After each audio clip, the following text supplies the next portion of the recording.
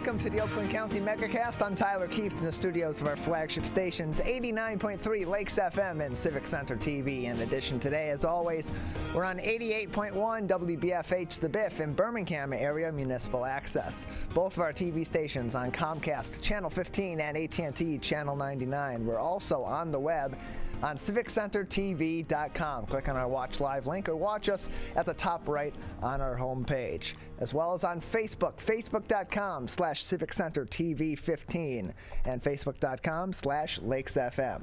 And as always, joining me here in the studio is Ronnie Dahl. Hello. How's it going, Tyler? Oh, not too bad. How are you today, Ronnie? Every day's a new adventure, Tyler. Oh, that's for sure. I will say, though, I had the best run this morning. Good. So I go out, but Trixie Dixie Wonder Dog, a little lazy, didn't want to get up. So I said, well, I'm going without you. And so I head out.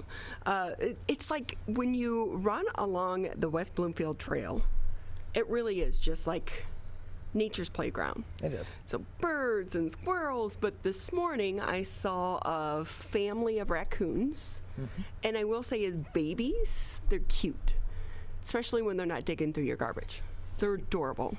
Yeah, they're very adorable when they're just, tiny little guys that are just following around the mother and not really doing anything, imposing in your yard or anywhere else, causing mischief all over town. Then they're cute. Then that doesn't last very long. Not at all. And so then when I was getting back to the house, the deer that we see like pretty much every day, and now, to the point that we're trying to come up with a name for it. Okay. We think we've decided Dora the deer. Okay, that's nice. I like it. But without Trixie with me, run right by, walk right by. She doesn't care. No. She's like, hey, what's happening? Yeah, well, what's Dora going to stop for now? If her friend's not there to stare her down and not do anything every morning, which is their idea of fun, I guess. I don't know. Right.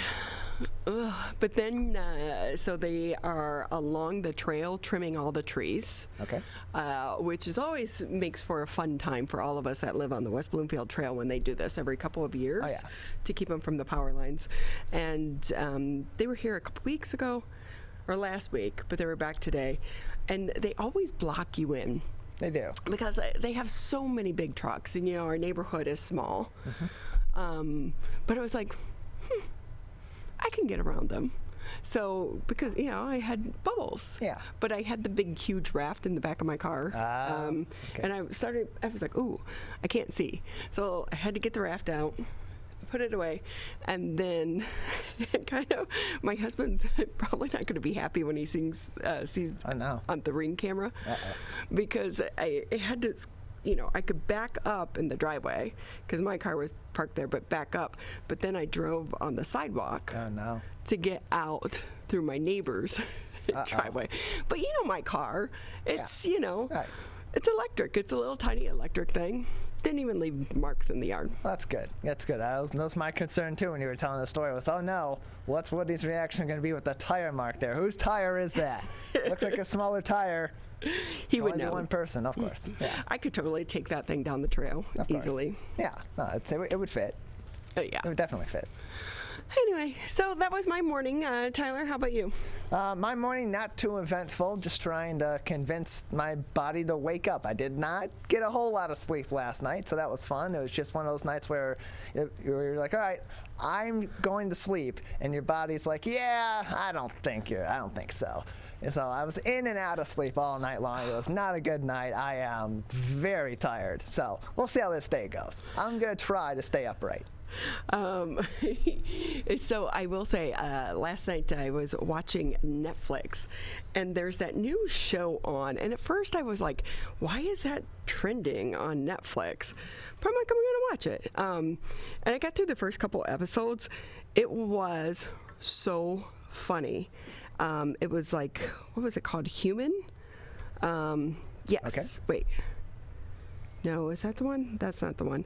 I'll have to find it. Okay. But basically, they take like 70 people, and you just have a number, and they do all these like tests and stuff, like what were some like out of the group.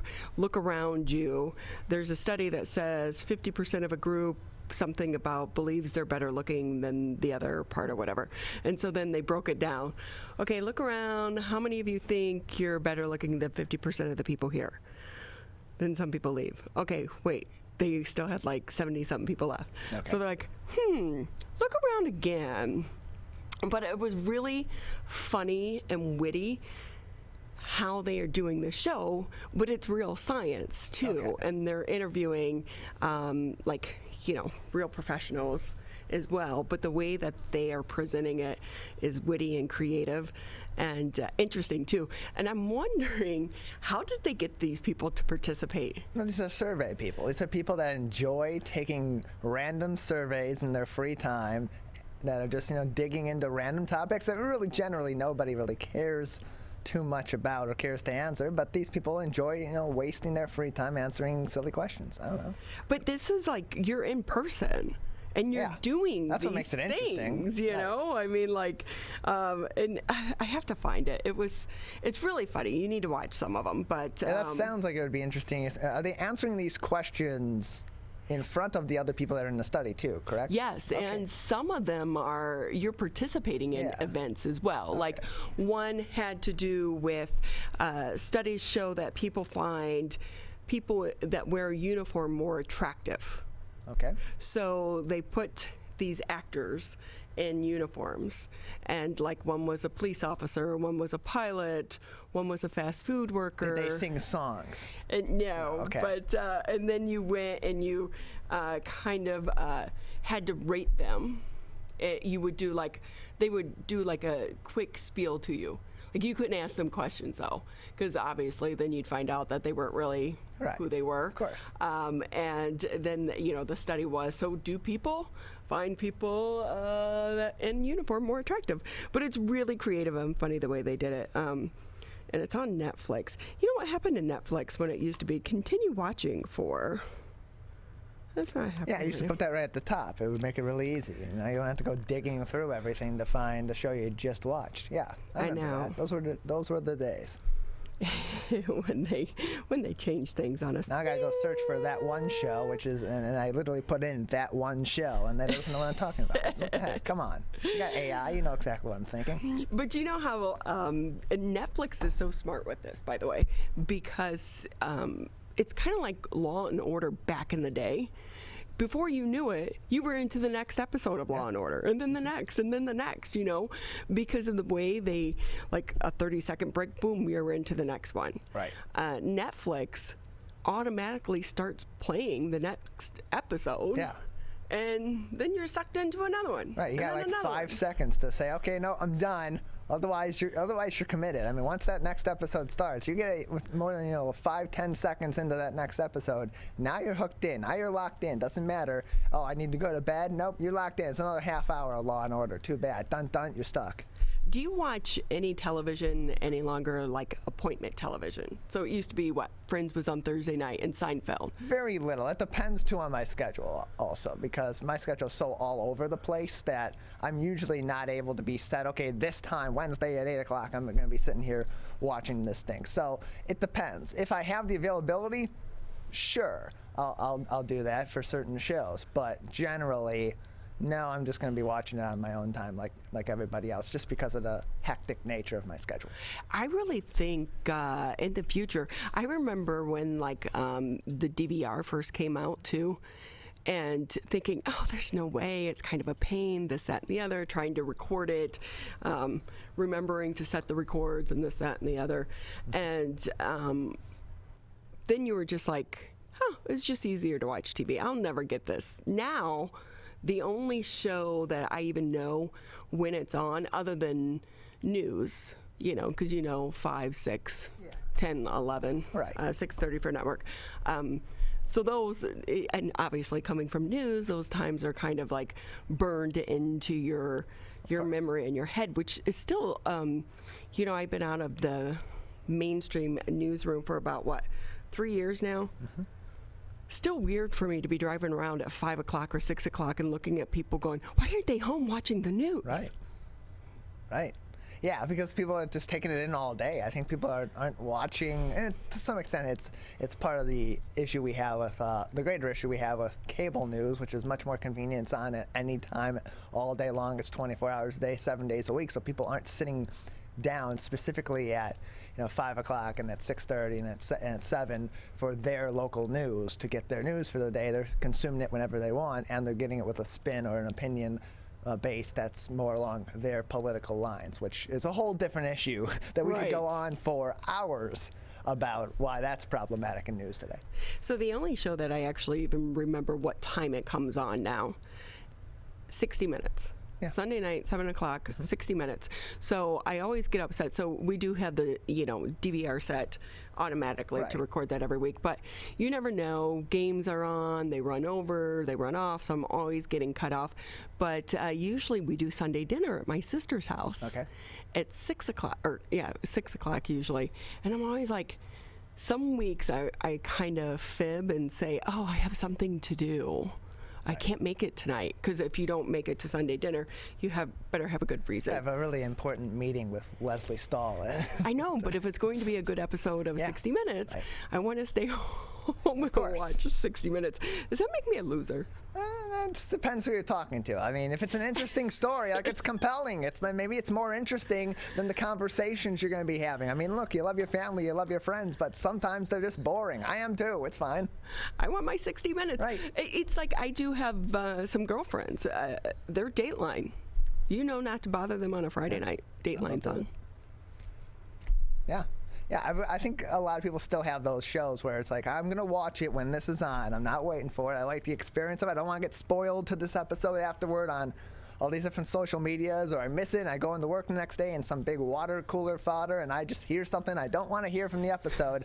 Not going to happen. So don't bother me at this time on this day because I'm watching my show. I think a lot of people still have that show. If they do watch anything live anymore, that's kind of the situation. It's really special. Whatever they are clamoring to watch on a given week, they're going to be dead set on that. Otherwise, they're just going to watch it at their convenience. Yeah.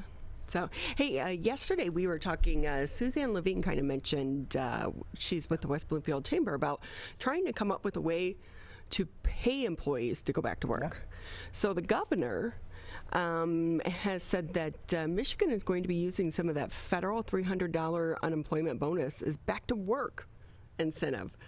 So she wants to expand how Michigan uses the federal unemployment funds to incentivize Michiganders to return to work after the COVID-19 pandemic. Plan involves providing a bonus of $300 per week to specific employees returning to their previous jobs through the week of September 4th. She did not say, though, when the program would start, how many people are expected to be eligible, or any eligibility dates for those returning to work.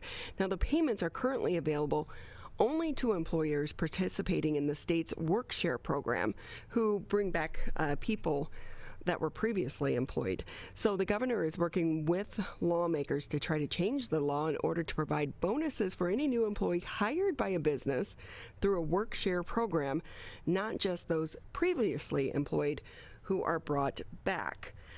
So they're still working on this. Additional details are expected to come out later this week. Here's something.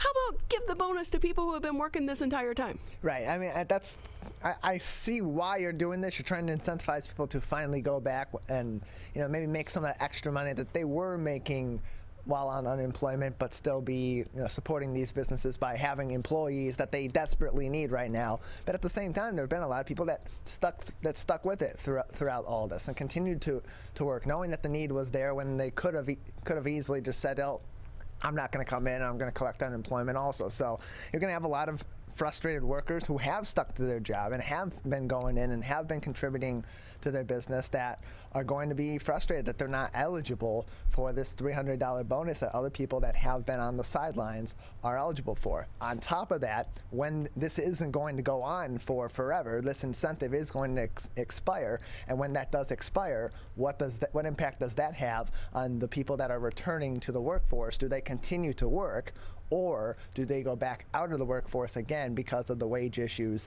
that they are having with their employer?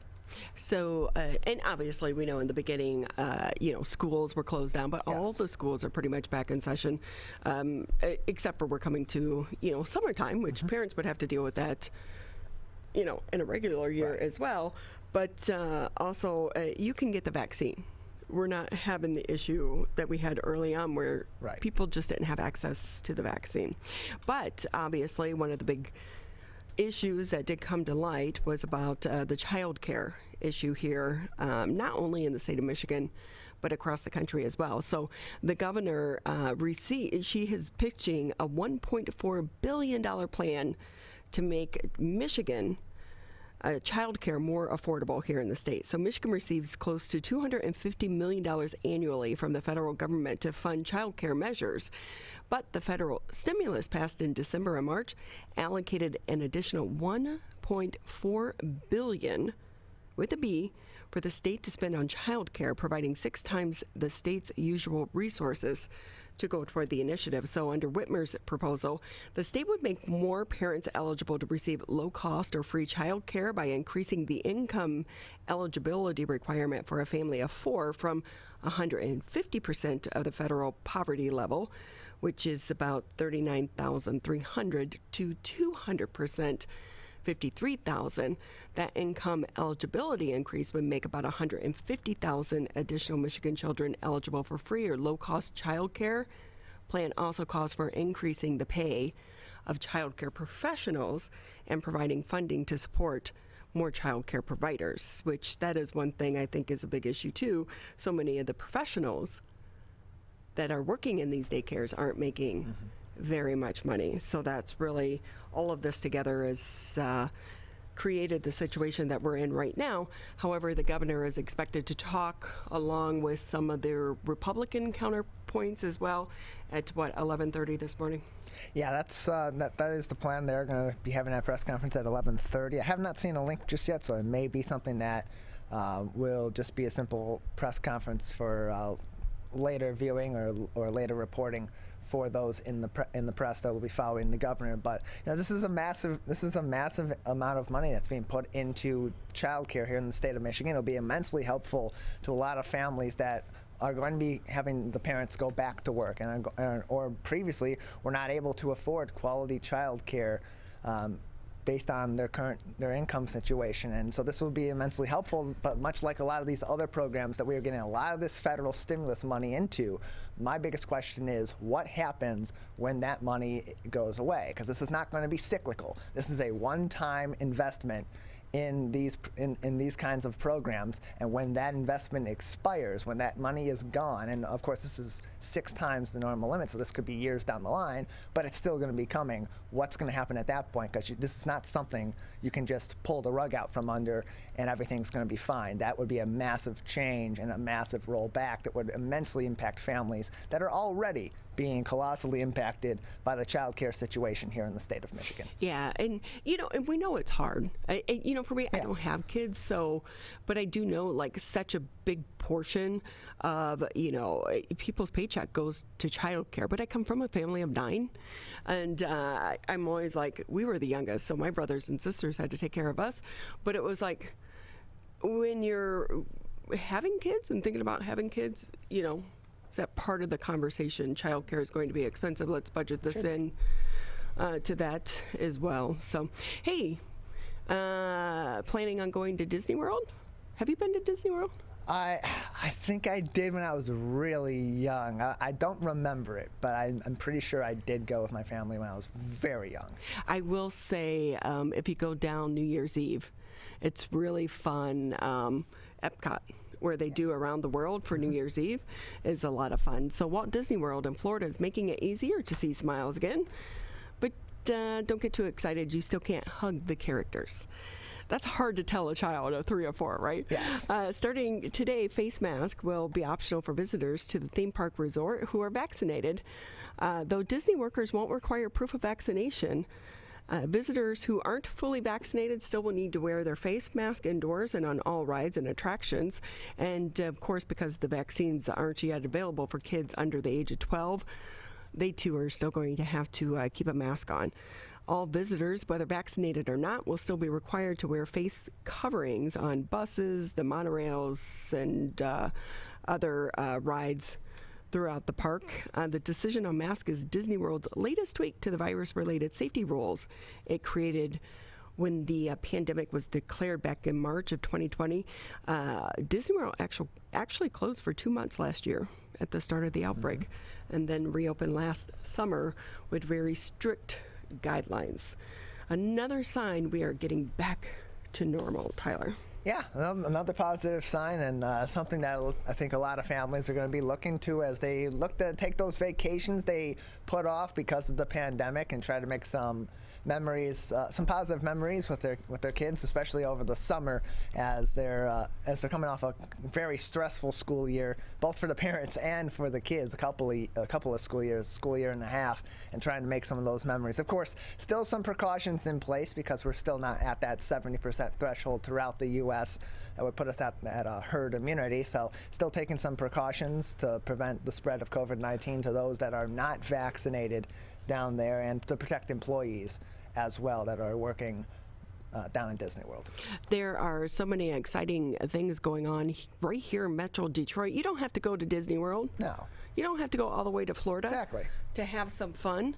You can find that fun right here in Metro Detroit. And when we come back, we'll be speaking with the Director of Guest Experience over at the Michigan Science Center. That's next here on the Megacast. People are getting out to walk and bike in higher numbers. More vulnerable road users and higher speed traffic can be a dangerous combination. Crash severity has increased, so if you're driving, be sure to slow down and look for people. There's no need to speed. If you're biking, ride with traffic. If you're walking, avoid stepping into the road if possible. If you have to walk in the street, walk facing traffic. Learn more at walkbikedrivesafe.org.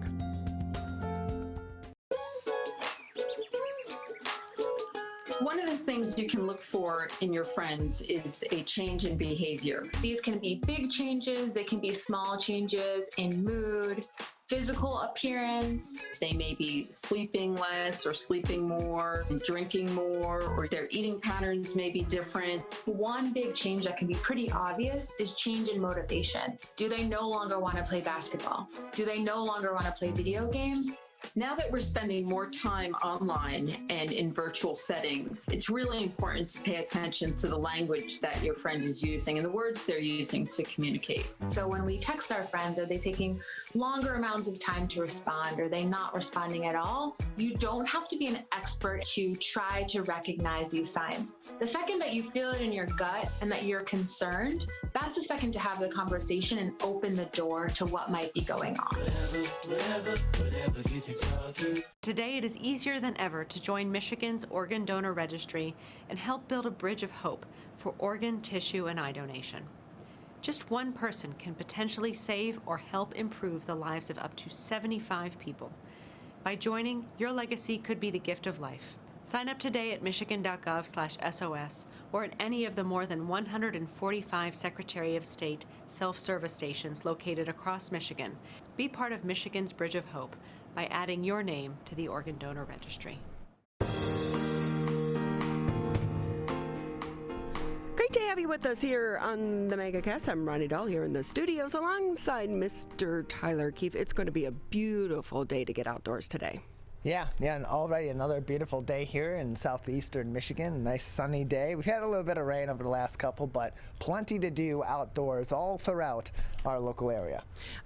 But after today, I think rain is moving back into the forecast. It's been kind of a crazy week. We had these pop-up showers yesterday. Yeah. But, you know, where my husband was, there'd be like no rain, but then at our house, it was pouring. It's just deflecting rain. It's the second time that's happened in a couple of weeks where we've had rain over here, and then Woody's been out and about, no rain near him. And so, but the good thing for parents, because this has been such a crazy year for them, kids have been like glued to their computers because of everything that with remote learning and COVID and this, that, and the other. You really need to get them outdoors, get them engaged. But when the weather is bad, if it's raining or if it's just too hot, like we saw last week, a great place to go is the Michigan Science Center. We're going to bring in Andy Zulkiewski. He's the exhibit manager of Math Alive, director of guest experience. Science Center, you have a cool job. Do you just walk around and play all day? Sometimes it definitely feels like that. We have a lot of fun with our guests, and there's always stuff to blow up and play with and do all kind of experiments. So I know it's been a crazy year, not just for parents and kids, but also for organizations such as yours, because when you go into the Science Center, it's about that experience of touching and feeling. Is that back? Absolutely. Yeah. We put a lot of thought and work into it as we planned to reopen last summer. We put in a tremendous amount of work. Everyone on the staff is on what we call the clean team. We do a lot of regular disinfection and sanitation all around the building. And we've socially distanced our exhibits. Capacities in our theaters and in other spaces of the building have continued to adjust as state guidelines change. But yeah, we put a lot of really serious thought into it to make sure our guests are safe and healthy, and things have been going great since we opened last summer. So Andy, I would think the kids are kind of bouncing off the walls when they go in there because it's so interactive and it's so fun. Yeah, we really love our guests coming in. We still do a lot of our live presentations, which is really some of the cool things we do at the Michigan Science Center is the live interactive portion of it. The kids get really excited to learn about science, and really we put them at the center of science, getting them involved to be able to try these things while they're here, and when they leave, take some of that home with them and back to school, so they're excited and understand the world around them. You think about all the kids that walk through the Science Center each and every year, and you're sparking imagination. You never know if that one interaction, that one visit creates the next big scientist. And you guys had a part in it. Yeah, absolutely. We love those wow moments, whether it's between the staff or just opportunities to share out to the community. The moment that one kid, gets to look up at the stars in our planetarium, or just has that wow moment when they see something really cool on one of our stages for the first time, and they make that connection, and suddenly, hopefully, they're more comfortable with science, and maybe one day want to go into the science fields or something like that. The cool thing about the planetarium, Andy, is it's not like my Skyview app where I get distracted and I walking my dog with the app, looking up, and then I trip either over the sidewalk or in a snowbank or something. It's a little bit safer at the planetarium. Absolutely. Our staff is here to help out and lend their expertise and talk you through it, and hopefully you don't have to be wandering around in the dark too much. So. But with that, you guys have so many exciting events going on. Tell us about some of the things that's planned for the summer months.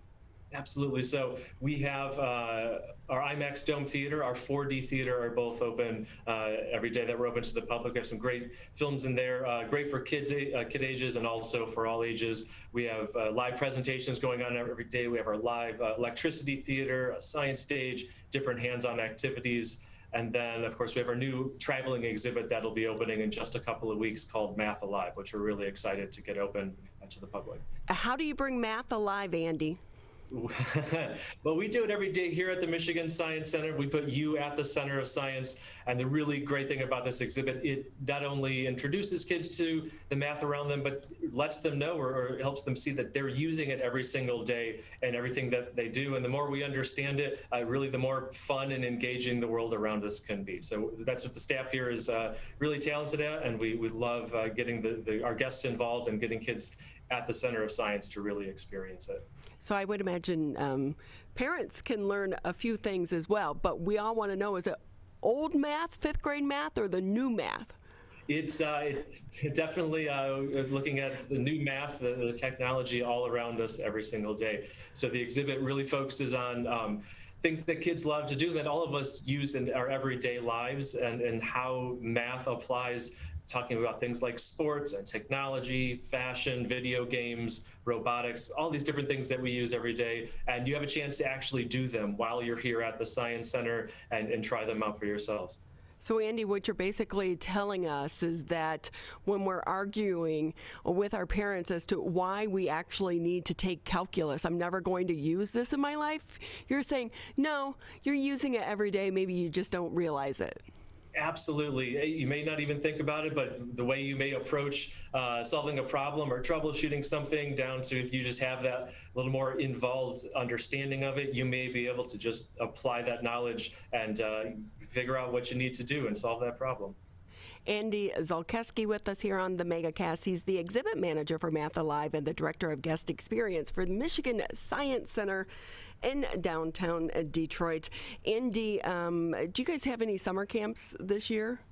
Absolutely. We're doing weekly summer camps in person here at the Michigan Science Center starting the last week of June, going all the way through, I believe, the second week of August. So new fun topic every week. Check it out. You can sign up on our website.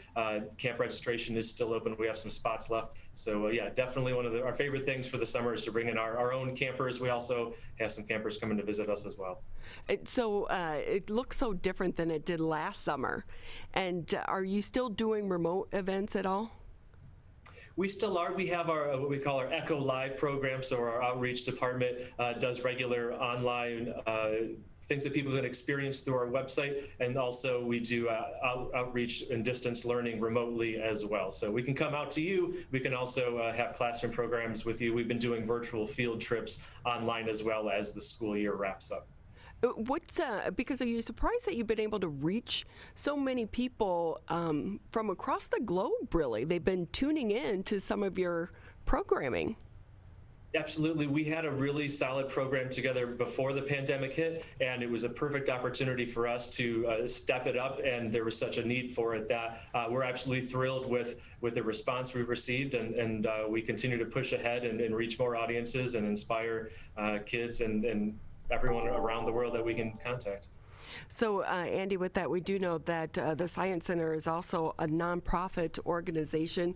It's been a tough year for a lot of nonprofits. On that side of the house, are things getting back in order? Yes, so we're definitely seeing, just in terms of guest revenue and groups booking reservations and experiences, those are picking up.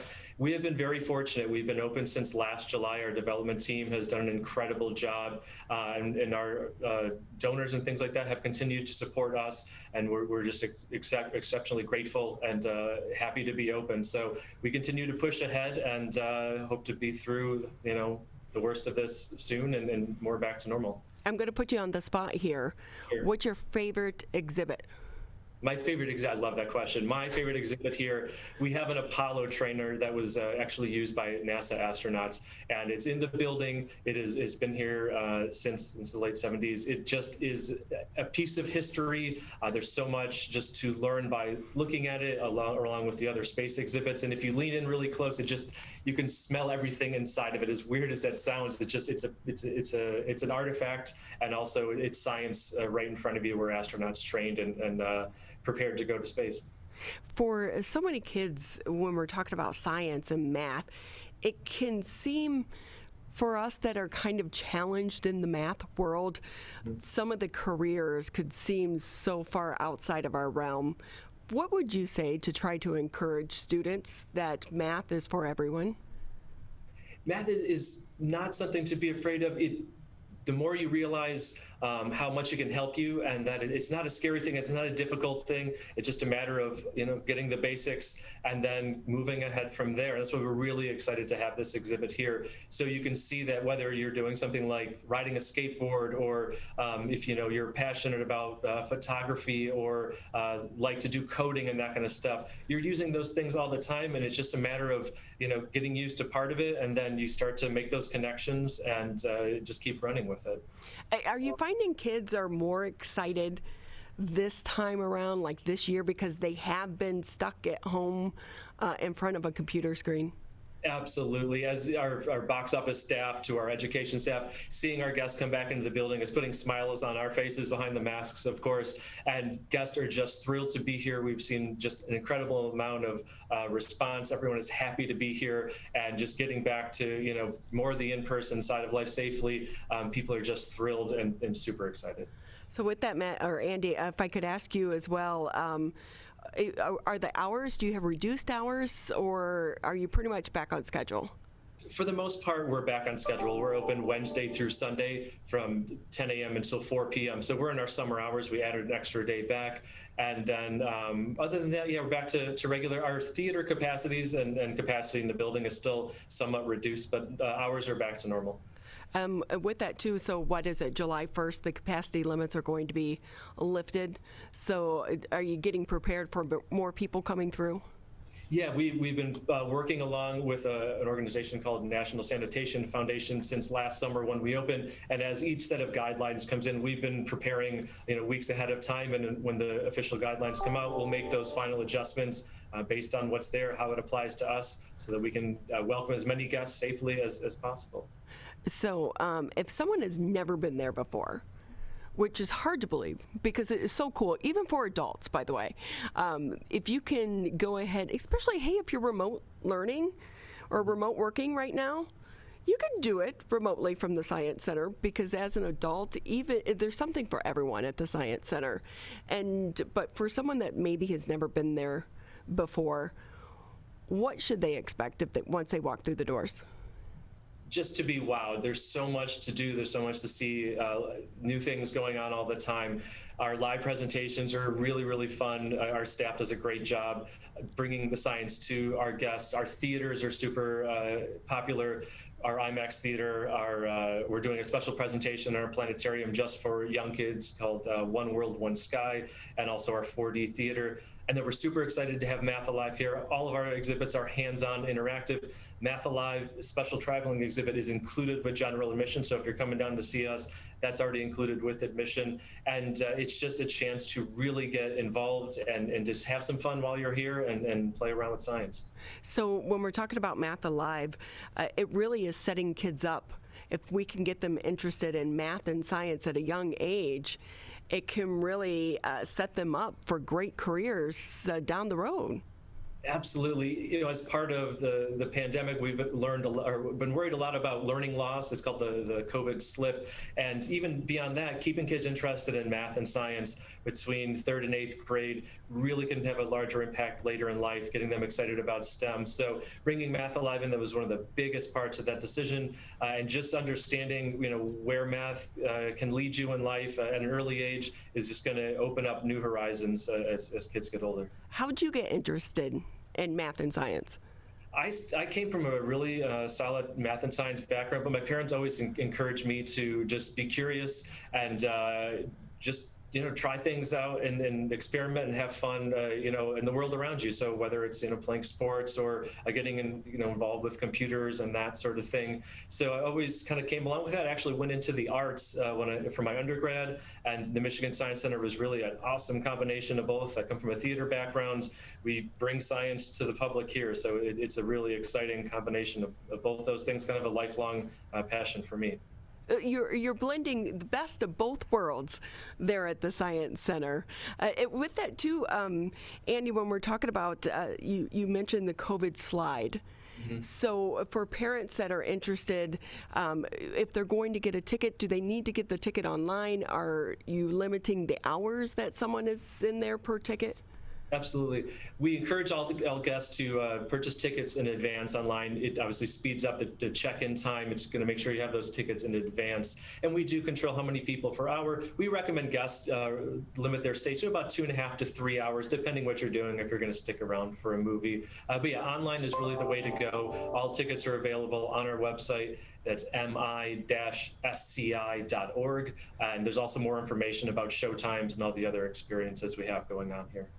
Andy Zulkiewski with us here on the Megacast. He's the exhibit manager for Math Alive and director of guest experience at Michigan Science Center in downtown Michigan. And with that, Andy, if I can ask you anything maybe I didn't touch on that you want to share before we let you go?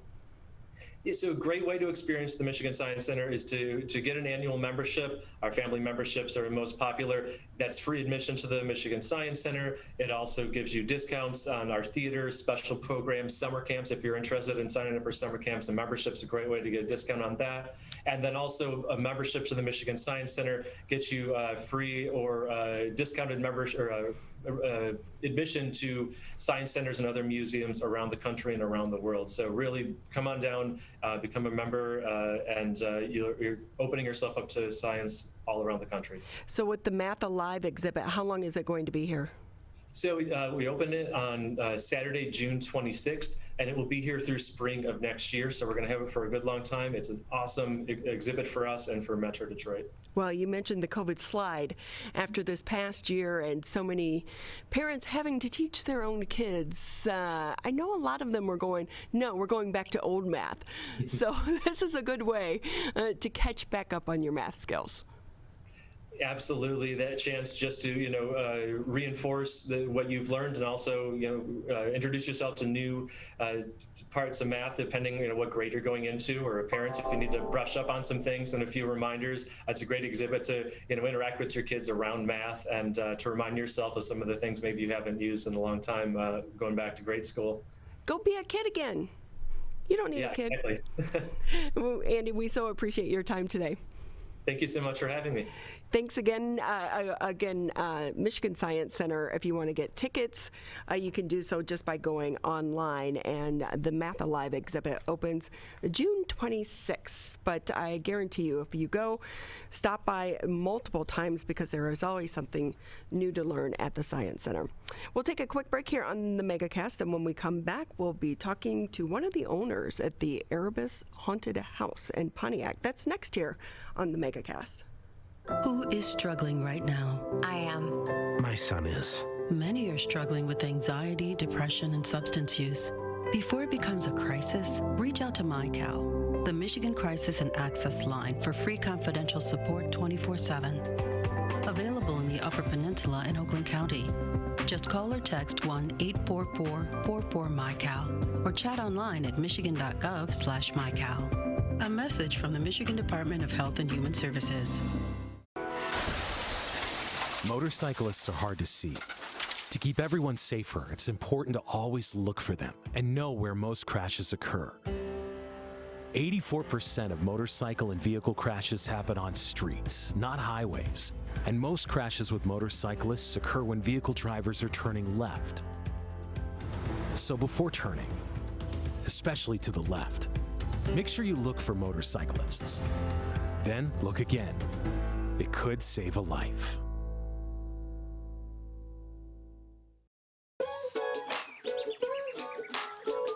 One of the things you can look for in your friends is a change in behavior. These can be big changes, they can be small changes in mood, physical appearance. They may be sleeping less or sleeping more, drinking more, or their eating patterns may be different. One big change that can be pretty obvious is change in motivation. Do they no longer want to play basketball? Do they no longer want to play video games? Now that we're spending more time online and in virtual settings, it's really important to pay attention to the language that your friend is using and the words they're using to communicate. So when we text our friends, are they taking longer amounts of time to respond? Are they not responding at all? You don't have to be an expert to try to recognize these signs. The second that you feel it in your gut and that you're concerned, that's a second to have the conversation and open the door to what might be going on. Whatever gets you talking. Thank you for taking time to be with us here on the Megacast. You can always catch us Monday through Friday, 10 a.m. until noon. Civic Center TV, Birmingham Area Municipal Access. If you have cable, thank you. A portion of your bill helps support programming such as this. You'll find us on Channel 15 on Comcast, 99 on AT&T. You can also listen to us on the radio, 89.3 Lakes FM, 88.1 FM The Biff. And then if you can't reach us that way, we also make it easy by live streaming the show on our Facebook page. So that's what makes us the Megacast. You can catch us anywhere. With that, too, it's summertime, but it's never too early to think about Halloween. You know, it's my absolute favorite holiday. I love Halloween. And one of the best things for Halloween you have to do is go to Erebus. Yes. We're in Kego. We see the spotlight every night. It is by far one of the best haunted houses in the country. And the brains behind this haunted house, Ed Terebus, with us here. He's a co-owner for the Erebus Haunted Attraction. Great to have you with us, Ed. Good to be here. How are you guys doing today? We're doing great. So how did you even start this? Believe it or not, it's me and my brother that are owners of the place. And my brother is 10 years older than I am. And at the time, he was 28 years old. And he just got laid off from Ford's. And he was working with the JCs prior to that. And he just said, I'm going to build a haunted house. I love your brother. I was 18 at the time. I go, sounds like a good idea to me. So we actually did a haunted house. We set up in front of Kmart's parking lot. The first haunted house was 1,200 square feet. And the problem was it was a prefab building. We built in his backyard. And we were set up in a low part of the rain. The customers were walking through like 3-4 inches of water. Ultimately, that was a bad idea. We decided to go bigger and better. So we moved to mobile home trailers. So we went from 1,200 square feet to 2,800 square feet. The third year, we were 3,500 square feet. We ran that for like 13 years. And then we bought bigger trailers, which were 14 foot wide by 70 foot long. We had 10 of those. We donated the old unit to a church for $1. And then they used that for a haunted house. And then that big unit, we used that for 7 years. But then the cost of storing it, moving it, all the other stuff was just astronomical. And we go, we could buy a building for that. So we sold that unit. I sold my house. My brother remortgaged his, and we bought the building in Pontiac in '98 and opened that in 2000. So we've been doing haunted houses now for over 40 years. Wow. It's the story behind it that people don't realize. You really put a lot of trust in you and your brother in making this work. Oh, when you sell your house and you sell everything else you got to make it work, it's kind of like you sailed across the ocean, you burned the boat, and you said, there's no turn. It's either do or die, and there's no turning back, And so since then, it's really been pretty successful from here on out, right? Oh, you know what? Yes. The first 20 years, it was a hobby. The last 20 years, it was our career. So with that, too, Ed, if I can ask you, what happens the other 11 months out of the year? We get ready for next year. So right now, we got a couple things happening. We're actually building 2 new sections in a haunted house. So we're preparing for that. We also do escape rooms. We also do, we're getting ready. We teamed up with a gentleman, Steve Ship, and we're actually building oddities and curiosity museum next door to Erebus called Mythos. So, we're always busy over here. And so with that as well, can you, the escape room, is that open right now? Yes, they are open Thursday through Saturday. And we have 5 escape rooms. Is it still popular? Because it seems like a few years ago, those were all the rage, and now you don't really hear much about them. You know what? They obviously, because of the pandemic, they ramped down, but now they're ramping back up. And again, it's a great family corporate event. It's a non-drinking event. Believe it or not, if you drink, it's a deficit to working the game because you got to think outside the box and do different things. For us, we're actually like if you ever saw a movie Total Recall with Arnold Schwarzenegger, yes. They put memories in your head and they said, why just be you when you can be a secret agent? We kind of took that philosophy on. So why just be you when you can be a escape artist, escape out of prison? You can be a top cop, solve the crime. You can be Indiana Jones, find the Temple of Doom kind of thing. So we kind of took on that thing. So the rooms are very themed out, very interactive. And right now we got like 5 stars across the board on these things. I would think it's also a really good team building thing to do for offices because so many of their employees have been remote. It's a good way to bring them together and try to get them to work together but have fun. And you know what? And you're also in there just by yourselves. There's nobody else in there except for your team, your family, that kind of thing. Yeah. I did one of those when they first came out, and I will say we had like homicide detectives from Detroit. I was an investigative reporter. We had engineers, some other people, and we couldn't escape. We were like, this is pitiful. You know what? And again, everything's different. And then the first time you do it, it's a little difficult because you're overwhelmed by the information. The second time you do it, you kind of understand where the pieces go together, and you're like 10 times better the second time. We've had people that were college graduates, and they were all from a fraternity, and now they're all living in different states. All these guys come together, and they pick a state, a city, and they hit the escape rooms. That was actually one of our best teams. That were this group of guys that all flew in from different states, and they actually beat the game by, God, I think they had like 20 minutes to spare. Wow. Ed Terebus with us here on the Megacast. He's the co-owner for Erebus Haunted House in Pontiac. And with that, Ed, how has the last year been for you and your team? Last year was a little taxing. I mean, just because of the COVID, the restrictions, the dilemmas that we faced, between losing power and just a whole bunch of other things that happened last year. This year, I'm looking forward to it. Let's when you go to a haunted house, you could not be socially distanced. Someone's jumping on someone, because they're jumping on it. You got to grab the person ahead of you. It's difficult, but you're not being socially distanced with the group that you're with, which hopefully you're with them all the time anyhow. So I would think that that's okay if you're not socially distanced with those people. So with that, again, going forward, do you anticipate this is going to be a bigger, better year? I think this is going to be a great year. I think people are just dying to get out and do things. They'll lift the restrictions. We'll still play it safe. Last year we had we had 0 cases of COVID over here. We had our healthiest year ever, because normally the actors come up with they call it the Erebus cough. The sniffles, that kind of stuff. There's always a big jar of cough drops upstairs. We didn't even have to have that last year. So we had a very healthy year last year. And I think some of the things that we implemented last year, I think we're going to keep on board just to keep everybody healthy and safe. What were some of those things? Just the sanitation stations. I mean, outside, maybe some of the temporary masks that might be behind a mask. So, as you guys are taking off your mask, we're going to be putting our mask on over here. How do you come up with new themes for the haunted house? You know what? Everywhere and anywhere. It could be a movie. Good example. One time we had the old trailer unit. It rained all day long. Nobody came to the haunted house, and there was a big puddle next to the building. And I'm like, "Come on, let's shut this thing down." And Jim goes, "Hey, look at this! Look at this! Look at this!"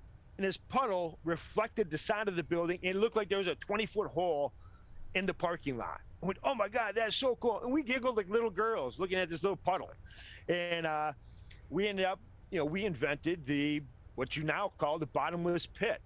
So we took that thing and we found out, as we put this mirror on the floor to reflect, what was there, we couldn't have a regular light source because that gave away the illusion. So we ended up having to, figure out that you needed to have a phosphorescent light source in there to reflect that, to give you the depth of 20, 30 feet. And, so simple as a puddle came up with an idea. And that's been a staple in the haunted house, and it's been copied by many other haunted houses. And it's a huge illusion, and it's very cool.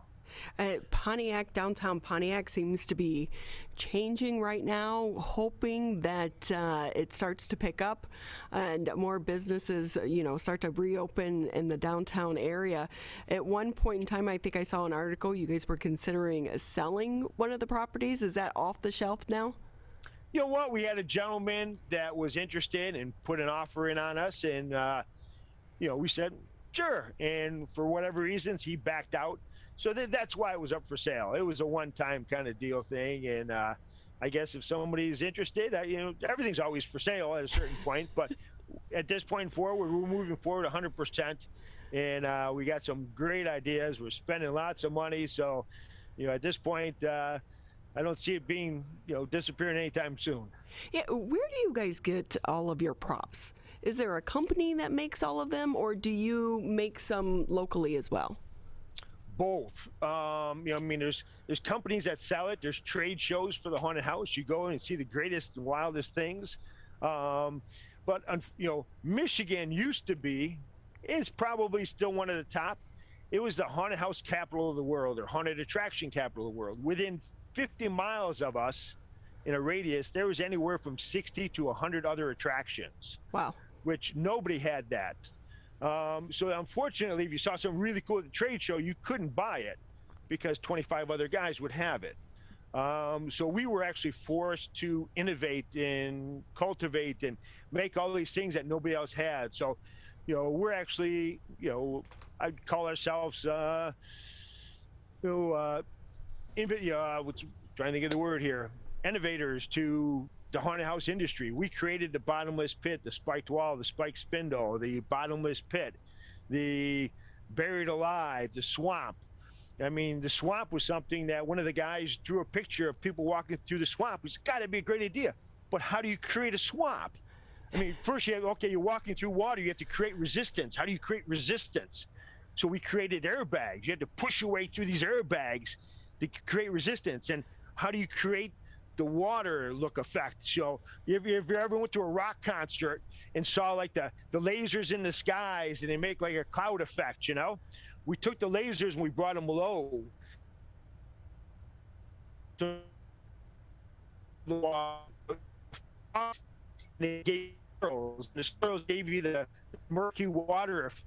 And then put some foam on the floor, and the foam gave you the feel of walking in mud. So you got that, and it's pulling your feet out of the mud kind of feel. So you gotta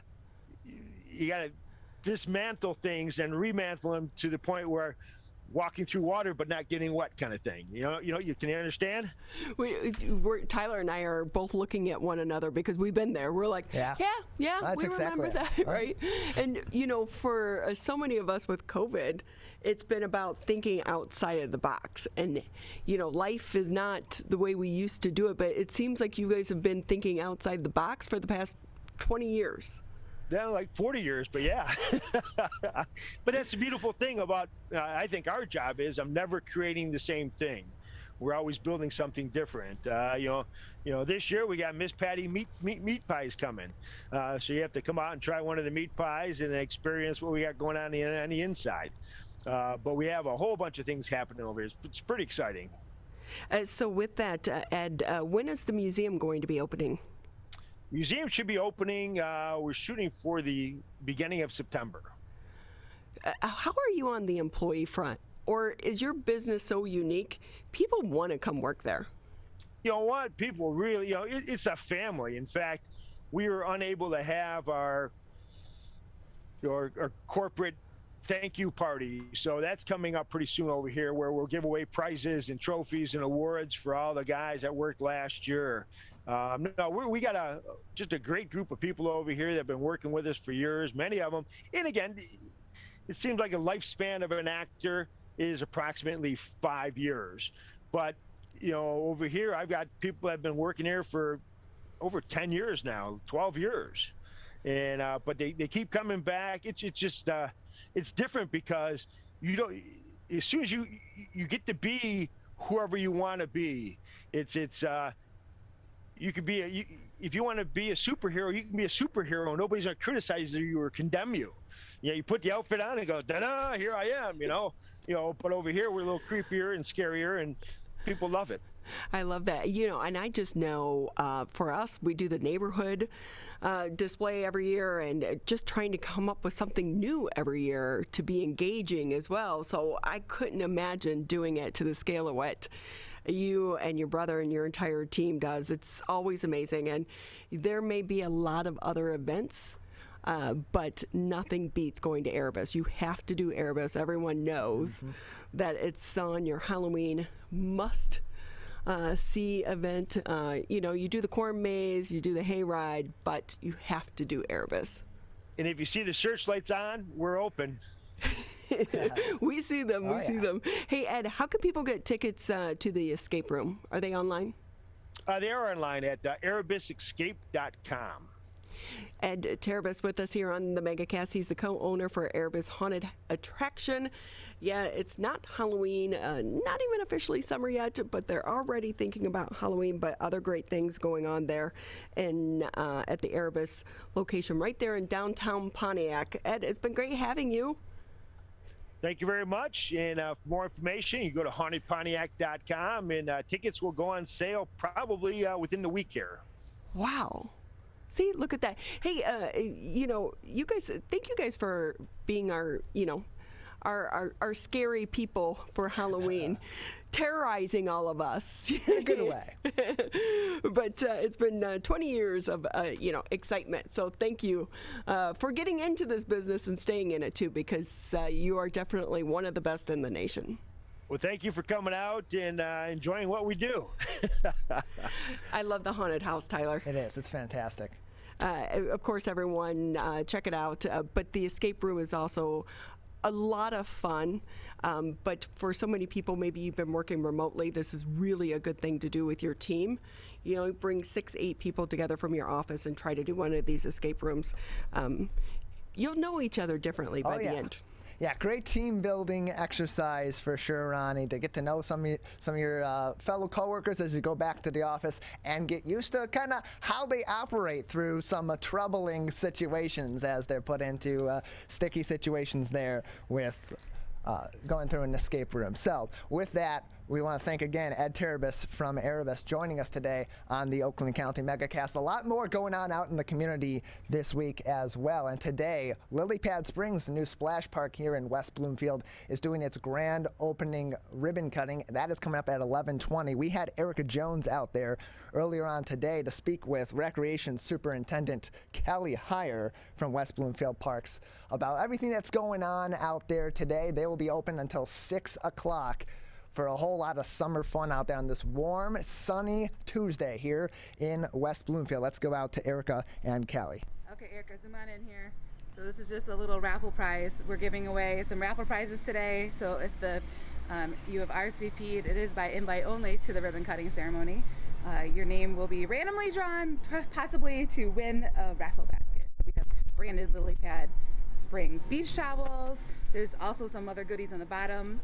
This cute little frog and some candy. Who doesn't like candy? So we're gonna give those away today. And then also we have some cookies. I'll show you that in a second. And really it's just gonna be music, pumping up, saying thank you for the community for supporting us. All these years, we're 51 years into operations here at West Bloomfield Parks, and we couldn't do it without the resident support. And we're so glad to bring this beautiful facility to our community. So Kelly, was anyone able to RSVP to come to the ribbon cutting today, or was it an exclusive list of people? It is exclusive. We did a variety though of community leaders, some VIP families, both with Henry Ford Hospital, West Bloomfield, as well as West Bloomfield. Then we have a couple of ticket holders, about 11 a.m., a very limited amount of tickets, joined in with some staff. So yeah, it is like sold out in that sense, so you can't just drop in, but we're getting ready to celebrate. And Mother Nature cooperated. Sure did. So operations have been going for a few weeks now. You had the grand opening. What exactly does the ribbon cutting signify? We have enough operations under our belt that if you do come to Lily Pad Springs, you're going to get a great experience because now staff are completely trained up. Staff are available. That was the other thing. It's hard when you have younger employees working for you. They're still in school, college, or high school. So we are full-blown in operations after today. And then also just to signify all these years of hard work. We took down the Family Aquatic Center in 2017. All these years later, here we are, and just another culmination to celebrate. Yeah. And what are you most looking forward to this morning? Oh, seeing the people who haven't seen it yet. So we're also going to do some tours behind the scenes, and that's the neatest part because we put a lot of thought into the behind the scenes part of the facility. So I'm really excited for people to see that. Also, some kids that are coming today still have not been in. So I love to see their joy on their faces when they see it, because it is, to a kid, that thing is massive and so cool. So you're not seeing the full effect yet, Erica, until we turn the water on. But all right, well, thank you so much. We're excited to see what happens at 11. And back to you, Ronnie and Tyler. Thank you very much, Erica, for that. Out at Lily Pad Springs, their event going on 11:20, ribbon cutting at Lily Pad Springs, followed by fun out there on Michigan's largest splash pad today up until 6 p.m. With that, we're going to take a quick break here on the Megacast, and when we come back, a lot more fun in the 11 o'clock hour. We'll be speaking next with the Sierra Club Michigan chapter here on the show. You're listening to 89.3 WBLD, Orchard Lake, West Bloomfield, Keego Harbor, Sylvan Lake, and 88.1 WBFH, The Biff. The Megacast returns after this. Can I ask you a question? Why did you get your kids vaccinated? It was hard for them to social distance, to be isolated from their friends. want them to get back to school and sports games. So as a pediatrician, I recommend the vaccine to everyone I know. The boys lost a former teammate and classmate who was only 20 years old. It's been a devastating year. We want to get back to normalcy. Our daughter is really looking forward to being with her friends, being a kid. Can I ask you a question? Why did you get vaccinated? I'd like to go to these school dances and spring break to have fun. I want to be in person for college next semester. I want to get out of this pandemic. I wanted to protect the people around me. Why did you get vaccinated? Because I'm really looking forward to hanging out with my friends. I just want to go to a show, dance around, not have to worry about anything, feel like I'm free again. So we can not miss out on the best years of our life. People are getting out to walk and bike in higher numbers. More vulnerable road users and higher speed traffic can be a dangerous combination. Crash severity has increased, so if you're driving, be sure to slow down and look for people. There's no need to speed. If you're biking, ride with traffic. If you're walking, avoid stepping into the road if possible. If you have to walk in the street, walk facing traffic. Learn more at walkbikedrivesafe.org.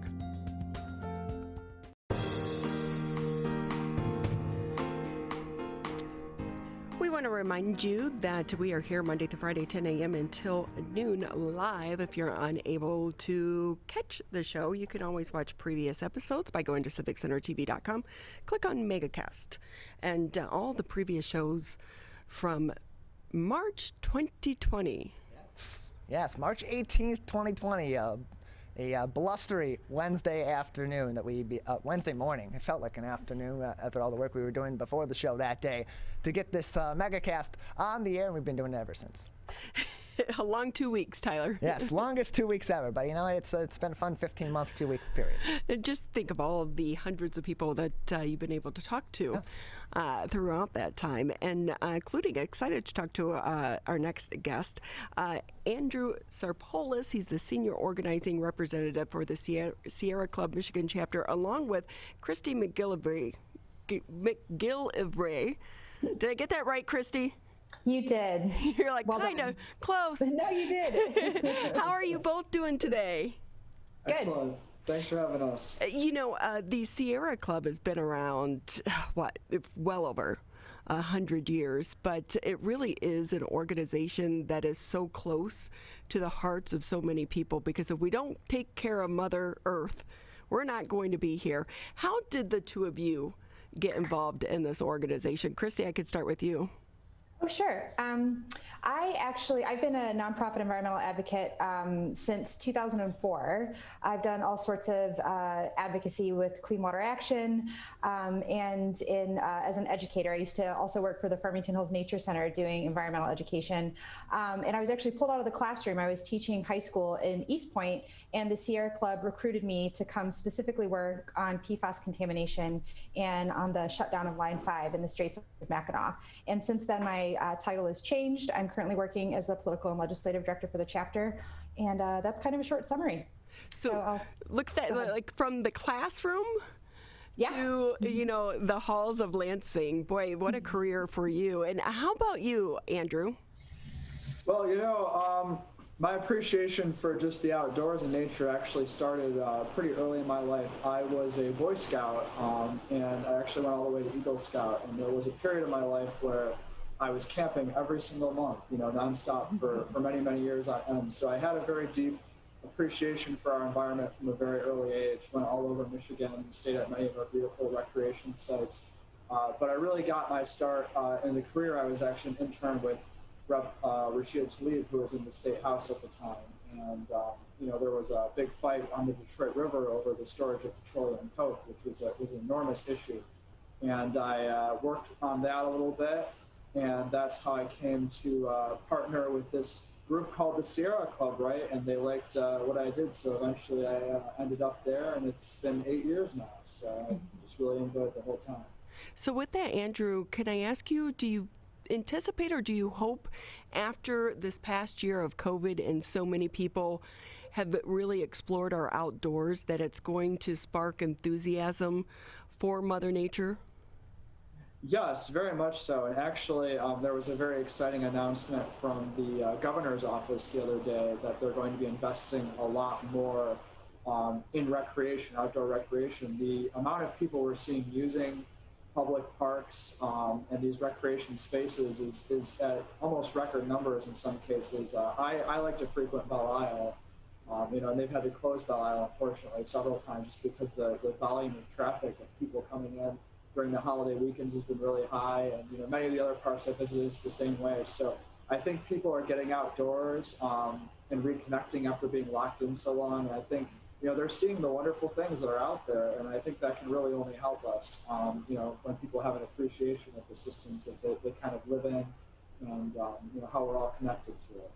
And we really are lucky to be in Michigan. I know in the middle of the winter time, I'm not necessarily saying that, but we do have such amazing seasons as well. And, to be able to explore and to see how Mother changes through those seasons, we're very lucky here in the state of Michigan. But Christy, you had mentioned Line 5. It's getting a lot of publicity right now. Can you tell us more about your work on that? Sure. The Sierra Club is one of a founding member of the Oil and Water Don't Mix Coalition. And that is a coalition of nonprofit organizations, the Great Lakes Business Network, Indigenous tribes in Michigan. It's a really broad organization that's dedicated to shutting down Enbridge's Line 5 pipeline, which is a pipeline that actually runs through the entire state, but it also runs through the Straits of Mackinac. It's over 60 years old at this point. It poses a clear and imminent threat. We actually have seen fantastic action from Governor Whitmer to order the shutdown. She has ordered that the easement that Enbridge uses to operate Line 5 be revoked. And she did that after a very lengthy process determining the level of threat and danger that Enbridge poses to the Great Lakes. Part of that is based on their Line 5B spill in Kalamazoo in 2010. They're responsible for one of the largest inland oil spills. I think it's the largest inland oil spill, and it's here in Michigan back in 2010. Governor Whitmer has done all she can. Now we are waiting for the courts to side with Governor Whitmer and enforce the shutdown. And we are also working to put pressure on the Biden administration to support her authority in revoking the easement and shutting the pipeline down. So we're really hopeful. As Andrew said, we want to make sure that everyone has access to enjoying our Great Lakes. They're an economic driver for our state. They also serve important cultural purposes for the indigenous tribes that have sovereignty in different parts of our state. And we are cautiously optimistic that we are going to get there and take this really necessary step to protect our Great Lakes. So is this tied up in the federal courts right now? We're actually hoping that it gets sent back to state courts. And the reason for that is that the legal argument is that Governor Whitmer has the ultimate authority in whether or not that pipeline continues to operate. The core of the argument is that the state granted the legal authority for the pipeline to be built in the first place. The easement that was granted to Enbridge that allowed them to build the pipeline was granted by the state, which means the state has the authority to revoke it, not the federal government. So we are gunning for that. The case to be remanded and stay in state court. So Christy, too, you mentioned PFAS. What exactly is it, and why is it becoming such a big issue here in Michigan? Is it the same problem like in Ohio and other states as well? Yeah, it's really widespread. It's a huge issue all over the country. PFAS is a class of chemicals. It refers to any chemical that has a chlorine-fluorine bond. And that's the stuff that makes Teflon. We're most familiar with it, but it's in thousands of other consumer products. It's even in mascara and dental floss. There are a whole different, there are a whole different wide variety of uses for all these different chemicals. It's a family of chemicals. However, they're incredibly persistent. They bioaccumulate and they pose a direct health risk. They're associated with certain types of cancer, gastrointestinal issues, autoimmune issues. They're really concerning.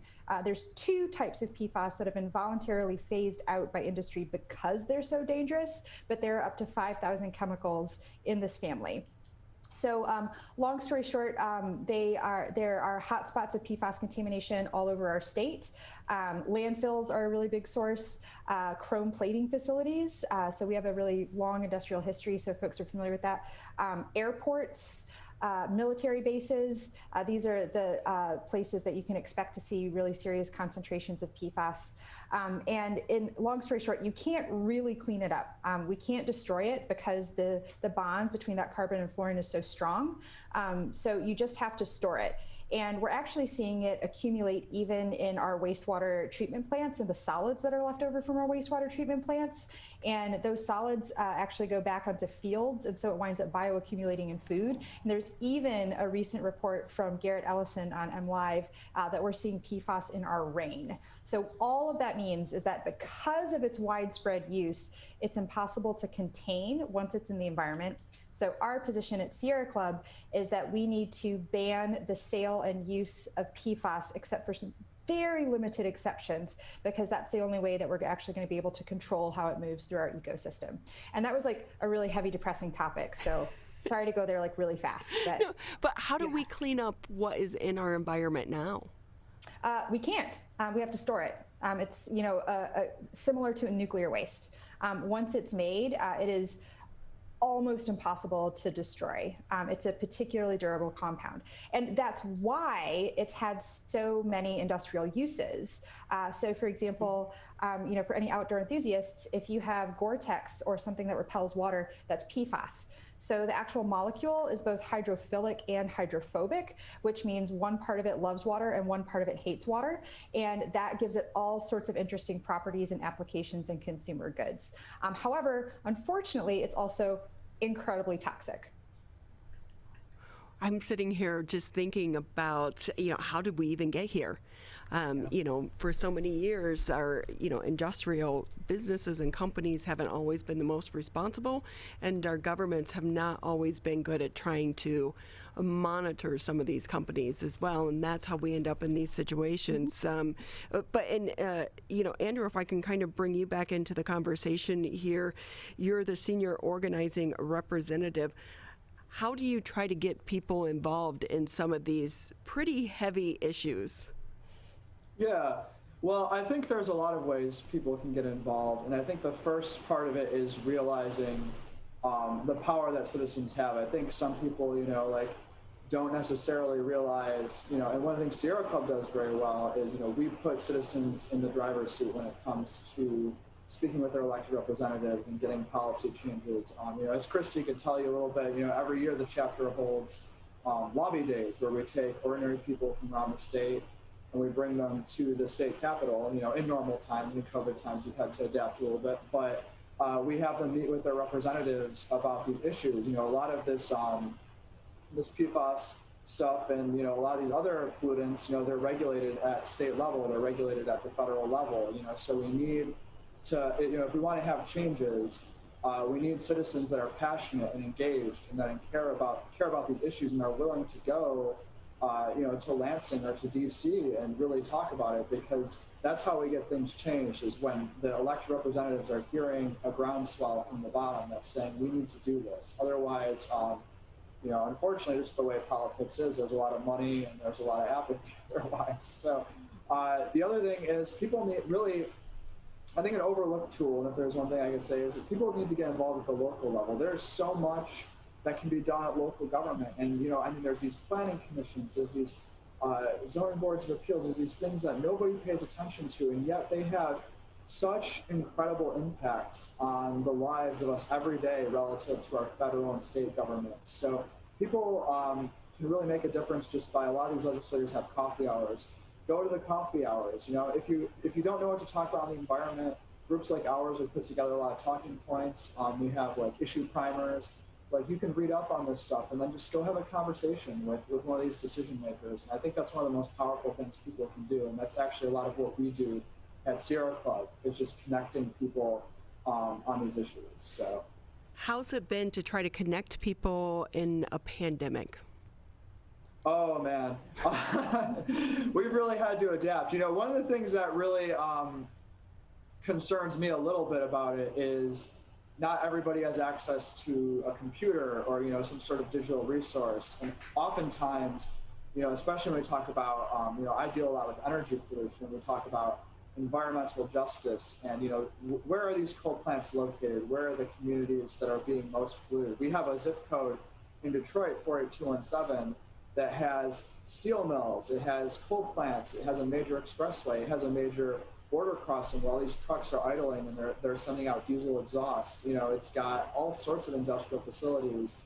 It wasn't meeting federal air quality standards for sulfur dioxide or for the chemicals that cause ozone pollution as well. So it's like these are the communities that also, unfortunately, have the least access to a lot of the digital resources that are needed to organize. So it's been a real challenge. We're trying to explore, now that we have some vaccination out there, can we move to a hybrid model? But we've been on Zoom a lot, and I think people are getting the Zoom fatigue, even the people that have it. And it remains an ongoing struggle, but we try to use, relationships, right, to get information out. And so if there's hearings or stuff, we lean on the communities to help disseminate that.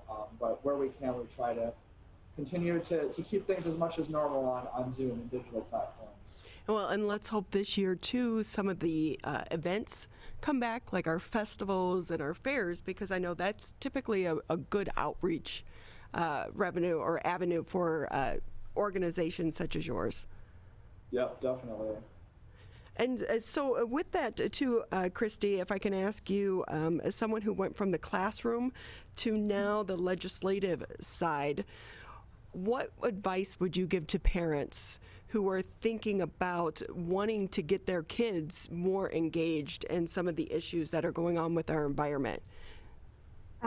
So my background is in environmental education. So I have a really strong rule that there's no tragedy before age 10. It's just too much. Like I was talking about, like climate change is really heavy. PFAS, like that's a lot to deal with. So, Andrew talked about how he grew up camping and spending time outdoors and loving the outdoors.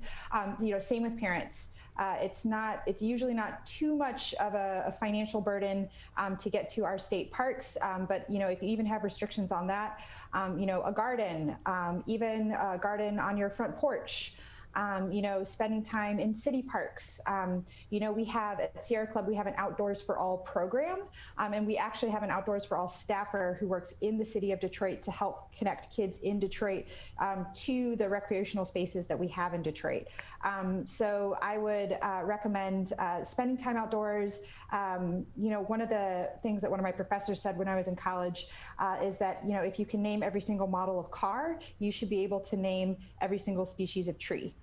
So we can't love what we can't name. So I would just really encourage that love, help children, name the plants and animals in their community, and just, enjoy it right now. And then, call me when they get to middle school and they want to start dealing with some of the more intense stuff. And with that, though, Christy, are you encouraged with some of the efforts that we're seeing in the city of Detroit to at least start to address some of these issues? But, urban farming has really become pretty popular within the city, and do you think it's enough, or do we still have a long way to go? I think that, Andrew mentioned the air quality issues in 48217. I think there are some really big structural impediments to making everyone feel like they're safe outside, right? There is, everyone saw the viral video of the gentleman walking in Central Park who was a birder, and he was a black man, and he had a woman call the police on him. So, we have these air quality issues. We have the general sense of safety that not everyone can share in the outdoors, and that needs to be addressed. That being said, we're talking about these things, and we are taking steps towards dealing with them because we're naming them. So I am hopeful in the work that I see happening in Detroit and other spaces as well. Like you said, attendance at our state parks is just through the roof. Garrett, our staffer in Detroit, does amazing work with the Outdoors for All program. There's Black to Land in Detroit, which does really amazing work. So I am hopeful. The kids are all right.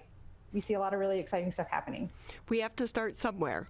Mm-hmm. So with that, Christy and Andrew, I so appreciate your time today.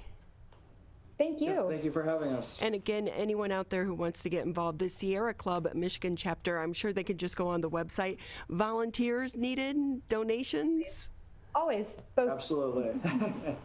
Get involved, be a part of the solution. We're going to take a quick break here on the Megacast, and when we come back, we'll be talking about golf. That's next here on the show. One of the things you can look for in your friends is a change in behavior. These can be big changes, they can be small changes in mood, physical appearance. They may be sleeping less or sleeping more, drinking more, or their eating patterns may be different. One big change that can be pretty obvious is change in motivation. Do they no longer want to play basketball? Do they no longer want to play video games? Now that we're spending more time online and in virtual settings, it's really important to pay attention to the language that your friend is using and the words they're using to communicate. So when we text our friends, are they taking longer amounts of time to respond? Are they not responding at all? You don't have to be an expert to try to recognize these signs. The second that you feel it in your gut and that you're concerned, that's a second to have the conversation and open the door to what might be going on.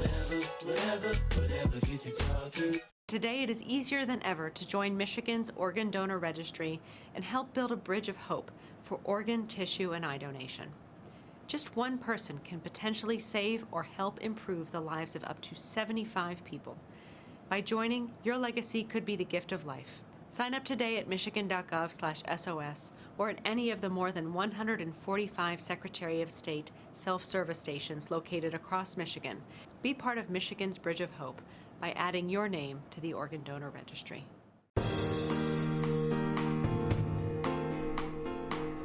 You're catching the Oakland County Megacast Tuesday edition. I almost jumped ahead to Thursday.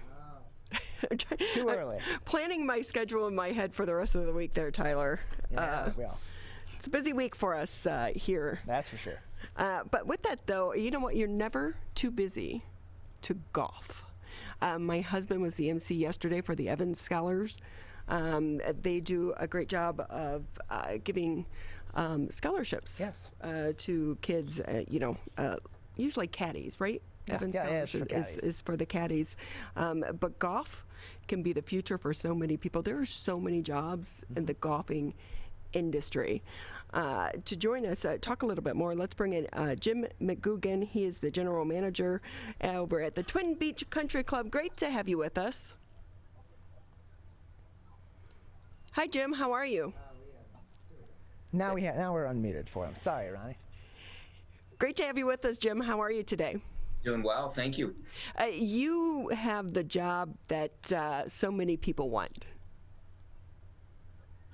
Yeah, it's to be in the golf business is pretty fascinating. It's fast-paced, and the ability to work outside and interact with people it's a fun job for sure. What's it been like for you and your team over the past year? Well, that's a fascinating question. Obviously, with the COVID-19 pandemic, things have evolved in every sector of business, including the game of golf. I think last year was a very interesting year for us. We made a lot of changes on the fly to adapt. We enhanced our cleanliness protocols, and we created an environment here at Twin Beach, here in West Bloomfield, where people felt comfortable to come out and play golf. And it's inherently a socially distanced game, so we were excited to see all the new golfers exposed, and we were up about 34% last year in terms of golf rounds, and I think people just felt comfortable. It's a socially distanced game inherently. You can't stand too close to someone while they're swinging a golf club, of course. The airflow outside is perfect, and it helps people feel a little bit more safe given the airborne pathogens that can be spread through COVID, and it was just great to see all the new members come join us last year. We had great weather last summer as well, so it really was perfect for the golf courses. Yeah, the weather was phenomenal last year. We actually, another one of the areas that we adapted here at Twin Beach, members felt a little bit more comfortable eating outside on our patio, and so we made several adjustments so that we could continue to serve all of our members here at Twin Beach. And we installed some tents and some different things out on the patio, but frankly, we barely needed them. The weather was hot. It was just an absolutely gorgeous year. So that was the silver lining to kind of a tough 2020 year in terms of the pandemic. So with that, Jim, I'm also kind of wondering how many of those new golfers are coming back this year because they are so frustrated. Golf is not an easy game. No.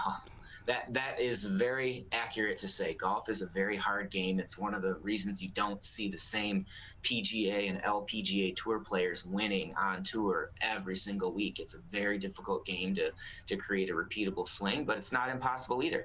And so a lot of those golfers that joined last year have made multiple year commitments to us here at Twin Beach. And so we're seeing them back again this year. We're up. I ran a few numbers here right before we came on the air, and we're up about 13% already this year over last year. And keep in mind, last year we were up 34% in terms of golf rounds. So great to see the boom being experienced in the golf business. I don't think Twin Beach Country Club is alone. I think we're seeing a jolt in the game of golf throughout the country, and it's great to see people outside recreating safely, and we hope to keep it going.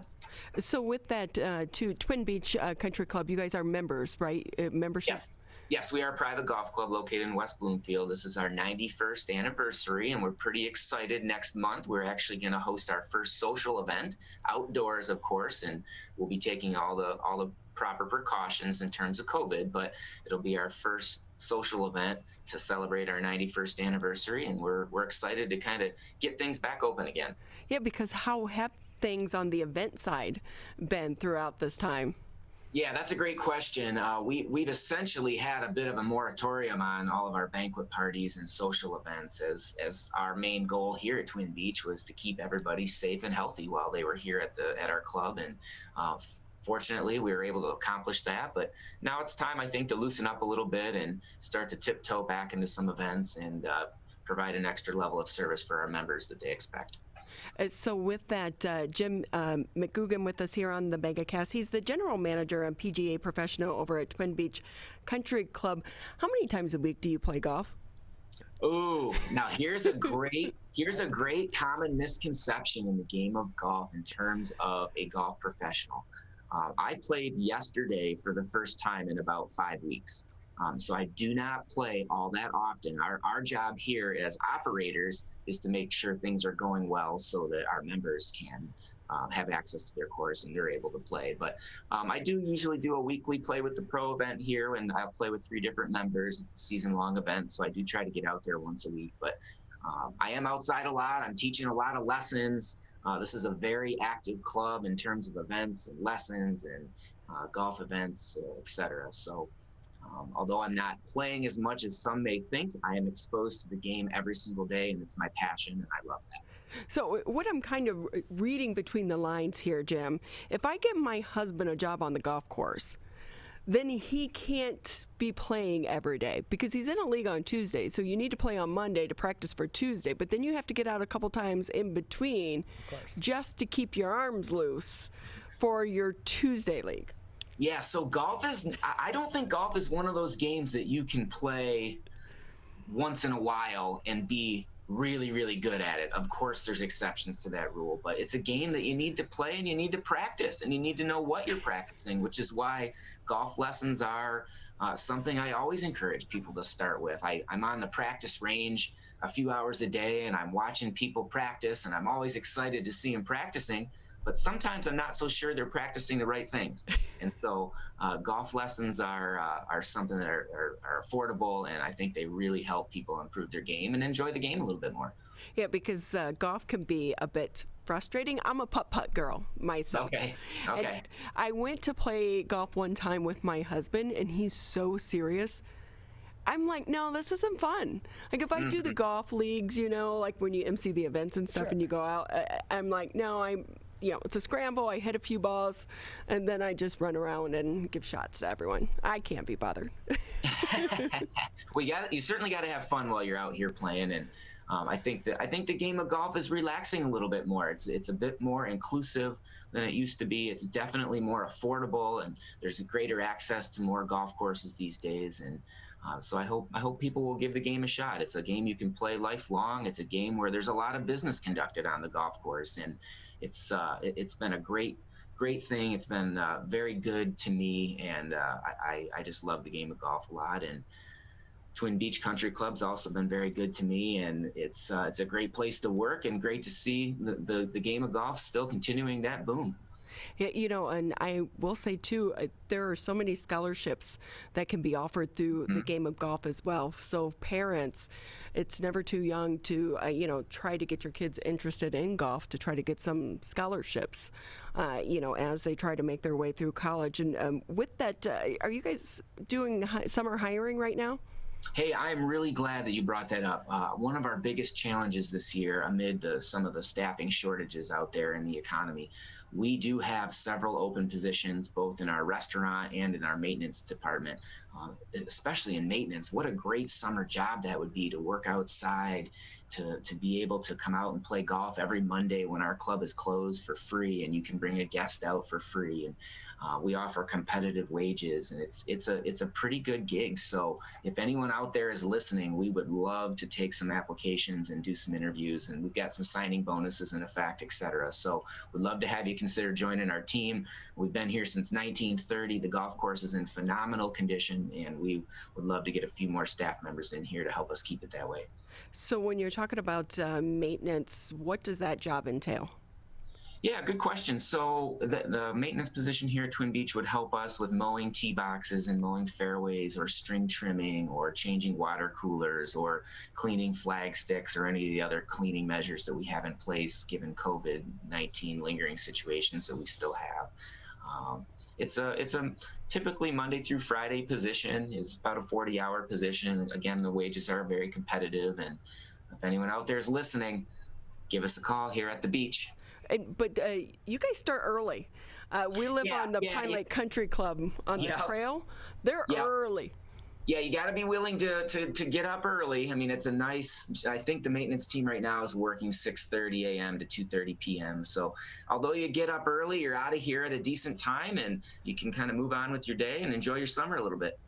So with that, Jim, when it comes to, you know, some of the other events coming up, you said you had your first social one here in the next few months. If people are interested in trying to join the club, are memberships still available, or are you guys pretty booked? We do have several membership openings depending on the category. We've got memberships here for what we call juniors, which is ages 22 to 32. We've got an intermediate range, which is ages 33 to 40. And then we have a range of what we call Class A equity members that is for ages 40 and up. Yes, we have several openings in those categories, but I will tell you, we are closing in on our maximum capacity, which is just an awesome problem to have. We're a not-for-profit here at Twin Beach, so any fees that we collect after expenses, we reinvest that right into the property. And with the business of golf booming right now, we've been able to reinvest in a lot of new golf course equipment, new patio furniture, new practice range balls. I could go on and on and on. So that's where our equity dollars go to, and they go right into a capital improvements fund, and we reinvest those dollars so that members can enjoy their experience here. So, Jim, with you being a PGA professional, any golf tips you want to share? Hey, you know, I have several golf tips that I'd love to share. That old adage of, we hear it all the time, keep your head down, keep your head down. Gosh, how many times have we heard that and we've said that? A lot of times when players keep their head down too much, their chin will get buried down into the chest. And as the shoulders turn, they actually pop the head up.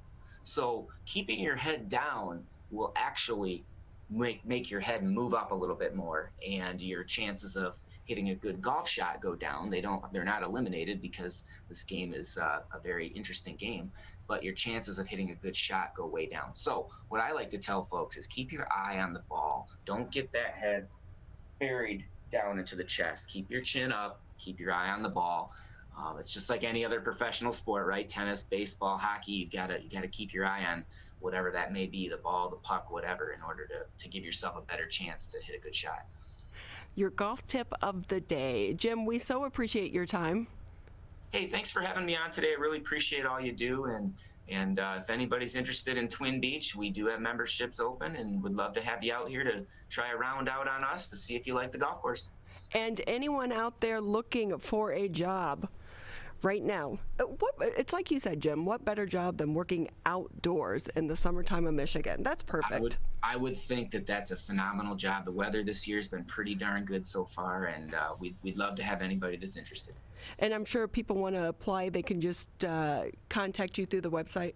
Yeah, they can go to twinbeachcc.com. There's our applications online, along with all of our current openings, and yeah, give us a chance. I think you'd love the environment here. Jim McGugan with us here on the Megacast. He's the general manager for Twin Beach Country Club in West Bloomfield. We appreciate your time. Thank you for your time. We'll take a quick break here on the Megacast. Just about 20 minutes left in the show, and when we come back, we'll be talking with an attorney. So many things to talk about in the workplace right now with COVID. That's next here on the Megacast. Who is struggling right now? I am. My son is. Many are struggling with anxiety, depression, and substance use. Before it becomes a crisis, reach out to MyCal, the Michigan Crisis and Access Line, for free confidential support 24/7. Available in the Upper Peninsula and Oakland County. Just call or text 1-844-44-MyCal or chat online at michigan.gov/MyCal. A message from the Michigan Department of Health and Human Services. Motorcyclists are hard to see. To keep everyone safer, it's important to always look for them and know where most crashes occur. 84% of motorcycle and vehicle crashes happen on streets, not highways. And most crashes with motorcyclists occur when vehicle drivers are turning left. So before turning, especially to the left, make sure you look for motorcyclists. Then look again. It could save a life.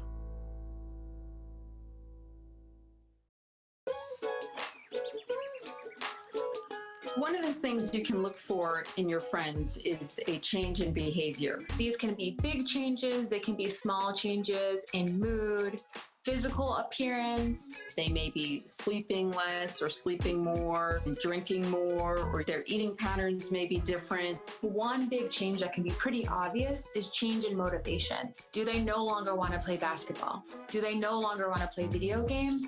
Now that we're spending more time online and in virtual settings, it's really important to pay attention to the language that your friend is using and the words they're using to communicate. So when we text our friends, are they taking longer amounts of time to respond? Are they not responding at all? You don't have to be an expert to try to recognize these signs. The second that you feel it in your gut and that you're concerned, that's a second to have the conversation and open the door to what might be going on. Whatever gets you talking. Great to have you with us here on the Megacast. I'm Ronnie Dahl here in the studios alongside Mr. Tyler Keefe. You can catch us Monday through Friday, 10 a.m. until noon. Watch or listen Civic Center TV, Birmingham Area Municipal Access. You'll also find us Channel 15 if you have Comcast, 99 on AT&T. Listen to us on the radio if you're out driving around, 89.3 Lakes FM, 88.1 FM The Biff, or if you're stuck in your office right now, just go to Facebook. You can catch us live streaming the show on our Facebook page. And you know, Tyler, right now, this summer feels different than last summer because hopefully pretty soon we're going to be able to put the pandemic behind us. But there are still so many questions, especially for employers. It's a crazy world right now. Yeah, it's a sticky situation because we're returning to normal, but normal's still looking different because we're not entirely at that point where we can open the doors back up fully and regularly and say, okay, everybody's back to normal. We're still not at that 70% threshold. So kind of having that mixed bag situation can provide some hurdles to jump over. To help us clear up some of the confusion, let's bring in Deborah Brouwer. She is the co-managing partner over at the Nemeth Law Firm, a labor and employment law firm. What a year it has been. Well, that is certainly true. I mean, the old adage is we live in interesting times, and let's double down on that. The last year and a half have been very interesting, and it doesn't seem to be slowing down. lots of changes and new issues on the horizon, sort of on a daily basis. And with that, Deborah, I really wonder how so many businesses are going to handle it, because now as more employees start to go back into the office, there's going to be discussion about who can be remote, who's not remote, vaccinated employees versus non-vaccinated employees. And when we look to the governor for guidance, some of these rules and regulations, they're kind of hard to follow. Well, that's true also, because we're getting the rules and the guidance from a lot of different sources. We're getting them from the CDC, the federal government, that's guidance. We're getting rules from MIOSHA, that's the state organization that is responsible for workplace safety. And then the federal agency, OSHA, for the same process, all are coming up with different things. So it does make it challenging for employers, but there are some pretty basic things that employers can take away right now. You can mandate people be vaccinated. You can still mandate that people wear masks. And people can still, you can allow people to work remotely, but you can also tell people that they have to come back to work. So those are sort of the big parameters of the situation that employers are facing right now. If we can talk about vaccination right now, what happens if an employer requires employees to get vaccinated and then someone has severe side effects from that vaccination? Would that employer be responsible, or typically there's some type of waiver you have to sign? Well, I don't think the employer would be legally responsible. The employer didn't sort of cause directly those side effects, but I certainly would suggest to employers, to my clients, that they provide, the paid time off through their own policies, or perhaps making an exception to an employee who has side effects from the vaccine. That whole area, the personal injury aspect of vaccine side effects, I think that is yet to play out. There are immunities involved that the government has provided to both employers and I think to the companies that manufacture. But from an employer perspective, what the employer can immediately do is make sure that that employee gets health care and gets the time off needed to respond to any type of side effect, even if it's just a day of headaches. Do you anticipate this is going to end up in the courts? Almost everything ends up in the courts. That is true. So yes, to some extent. And let me give you an example of how things end up in the courts. There's a hospital in Houston that was mandating that its employees be vaccinated. And the reason was for the health of the patients, coworkers, everybody. And those employees sued and said that they were being forced to be guinea pigs in government-mandated testing of a vaccine. They compared it to the medical experiments conducted during the Nazi regime. And they lost immediately. But I'm like, who was their attorney that put that in their argument? Well, an attorney who's looking for a lot of publicity, probably. The judge did not take to it kindly. And I think that type of, so it's litigated, but it lost, and it lost as it should be. Public policy supports vaccinations. It doesn't support people being unvaccinated. What's so confusing throughout this time as well, what is the difference in what's protected under HIPAA and what is not? A lot of people are saying that, sharing information regarding vaccine, if my employer does that, that's a HIPAA violation. Well, it may be a violation, but not of HIPAA, unless the employer is a medical facility. HIPAA only applies to very specific medical facilities. But employers should not be sharing medical information regarding their employees. That may be covered under other laws, the Americans with Disabilities Act, also common sense. Medical information is private, so you shouldn't be talking about the medical status of your employees. So how that plays out is you can ask an employee if they've been vaccinated, but you really can't get any more medical details. You can't ask why they were not. because that may lead to, I have some disability that precludes me from being vaccinated, and the employer doesn't need to know that and shouldn't know that. And to the extent the employer does get documentation of who's been vaccinated for purposes of taking off your mask, that information should be kept privately and only on a need-to-know basis. We're talking with Deborah Brouwer here on the Megacast. She's the co-managing partner for the Nemeth Law Firm. And Deborah, because when we're looking at that as well, if an employer is going to allow vaccinated people to work without a mask, but unvaccinated people will still have to wear a mask, how is that going to look and work in an office setting? It, to me, could look pretty bad. I mean, it's one of my concerns, and I don't think there's an easy solution. If you have a group of, or even one, unvaccinated person who still must wear a mask, that person still must socially distance, you're sort of creating two groups of workers, and physically separated on top of it. Yeah. And I think that has the potential for causing problems in the workplace. Sort of an us versus them type of approach. And it can go about both ways. I mean, people who are vaccinated can be critical of people who are not, and the non-vaccinated, if it's for whatever reason, because of principle, because the person is pregnant and can't get vaccinated, they can feel resentful and critical of the people who are vaccinated. So it is a potential problem. And my advice to employers is to just, enforce your non-bullying policies and try to, get people talking about the work of the employer as opposed to unrelated issues, and to try to minimize, smooth over those differences. And another solution, I have a client who yesterday told me that they only have 30% of their workforce vaccinated.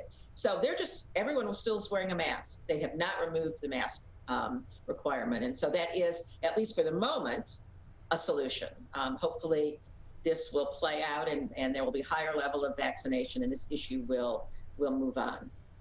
And it seems like that's probably really the best way to go about it, because employers, it can be so sticky. Yes. For them, and you never know who's going to sue and who's not going to sue. We saw the issue even in the beginning with asking people if they'd been tested for COVID. Right. And if someone says I was exposed, so I'm out for 10 days, and that conversation was hard for employees and employers.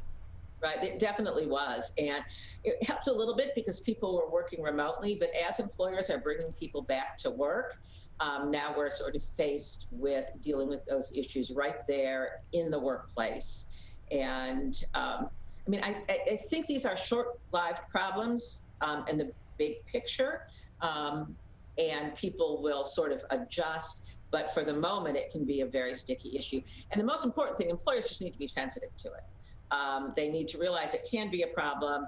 They need to be alert and sensitive to it and manage the problem. I mean, it's all about workplace culture, that it's a good place to work, that it's a safe place to work. That message needs to get out to your employees. So how hard is it, though, with, we read some of these executive orders that come down, or the orders from OSHA and MyOSHA.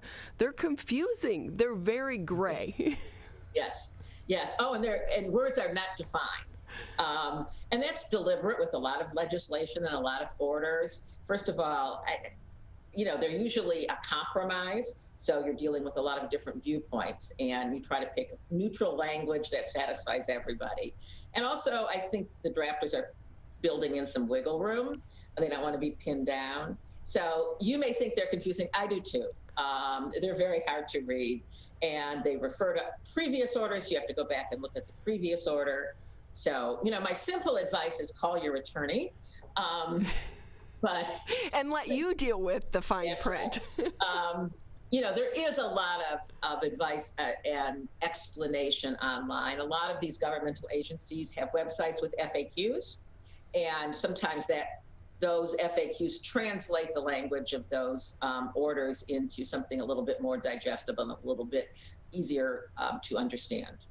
So what you were saying, though, an employer can require you to get vaccinated. Yes, yes. The EEOC, the Equal Employment Opportunity Commission, which sort of oversees disability laws, has said that employers can require vaccinations. You have to have exceptions for people who have a disability and therefore cannot. And you have to also accommodate people's religious objections to being vaccinated. So you can mandate that. I don't think a lot of employers are. It seems to be increasing a little bit. The problem for an employer is you got to be ready to fire people if they don't get vaccinated. If that's your policy, you got to be ready to enforce it.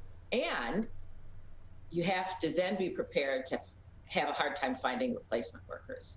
Because as your previous guest mentioned, it is difficult for employers to be filling those slots these days. Deborah Brouwer with us here on the MegaCast. She's the co-managing partner for the Nemeth Law Firm, a labor employment law firm. And so as we're starting to go back, and so many people have gotten used to being remote, and their boss wants them to come back full time, they pretty much have to do it, right? Or find another job. Right. I mean, it's sort of the same response to the mandate vaccination issue. So what employers should do and what an employee could ask also, I think, is to sort of do it gradually. Give people, either bring them in the office on site part-time, let them continue to work remotely part-time. Give people a lot of warning. We're going to do this September 1st. So they have an opportunity to adjust, sort of their schedules. Get the dog walker back so you have someone to help with the pets. Get child care issues, resolve those types of issues. But also to get adjusted sort of mentally. People got really used to working remotely. And I think that's one of the hiring problems too, is because there are people who've decided that they just don't want to work on site anymore. And if they're required to do so, they're not going to. They're going to find a different job where they can continue to work remotely because it suits their life better. Just a few more minutes with you here on the show.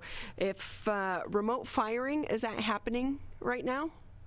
I think so. I don't think it's happening a lot. If I had to fire someone, I'd rather do it over Zoom. It's easier. It's easier. Sure, I can imagine.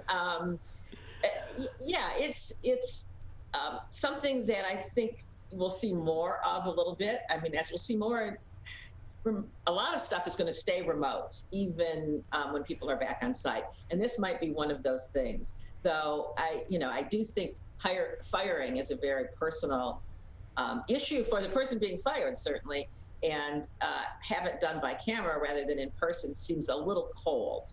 But it does eliminate some of the issues regarding having to walk the person out of the office. It's less emotional in that way. But firing is firing, and it's never pleasant for anybody. And we'll still be seeing some of that, particularly if people aren't getting vaccinated despite a mandate, or they aren't returning to work despite the mandate to come back to the office. So with that, Deborah, any last words of advice that you want to give to all of us regular employees, but also to the employers? Well, everyone just has to remain flexible. Everything is changing so quickly, and something that was an issue 3 months ago is not an issue now, but there's a new issue. So be flexible and talk to each other. I mean, if an employee does not want to come back to work in the office now, but can do it in 6 weeks, how about that employee offering that to the employer? So people should talk. They should talk and be flexible and not take those hardened positions that then results in firings, whether remote or otherwise. I'm sure your phone has been ringing a lot over this past year because it's been an unusual year, to say the least. Deborah Brouwer with us here on the MegaCast, co-managing partner for the Nemeth Law Firm. Great to have you with us. Thank you again for your expertise. Oh, I was very glad to share it, and it was fun talking to you. You too. It's cleared up so much confusion, especially around the vaccine Tyler. Yeah, and there's been so much of that.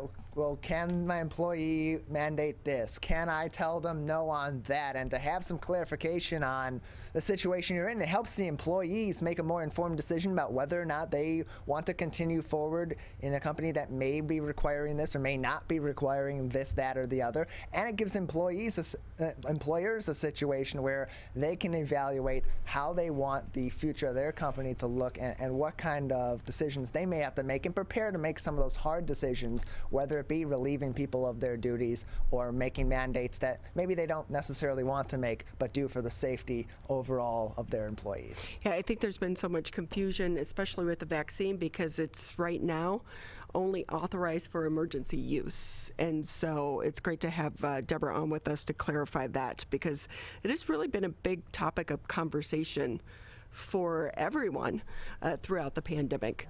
But let's hope we're on the backside of this. More people get vaccinated that want to be vaccinated so we can get back to life as we once knew it. So looking forward to that.